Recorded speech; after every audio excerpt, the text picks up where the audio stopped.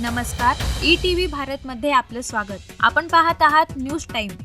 सरकार पोलिसांची कान फुंकत आहे. पुढाऱ्यांनी आमच्या दारात यायचं नाही. मनोज जरांगे पाटलांचा पुन्हा एकदा उपमुख्यमंत्री देवेंद्र फडणवीसांना इशारा. अजून आपली आघाडी झालेली नाही.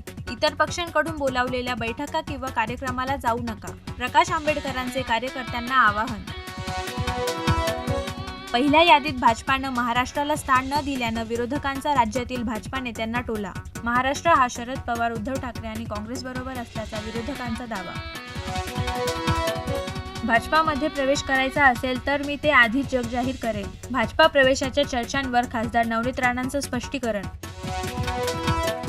तिहेरी हत्याकांडानं चंद्रपूर हादरलं. नराधमानं कुऱ्हाडीनं वार करत आपल्या पत्नीसह 2 मुलींना झोपेतच संपवलं. नागभीड तालुक्यातील मौशी गावातील घटना.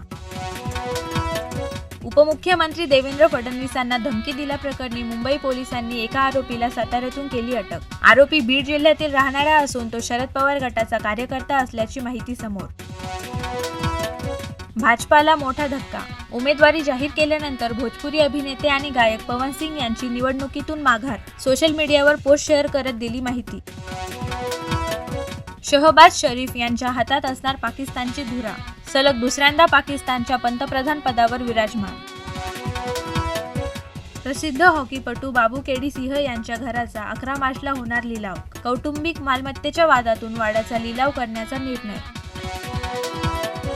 अनंत अंबानी राधिका मर्चंटच्या प्री वेडिंग कार्यक्रमासाठी सेलिब्रिटींची जामनगरमध्ये मांदियाळी. नाटू नाटू गाण्यावर थिरकले आमिर, सलमान आणि शाहरुख खान.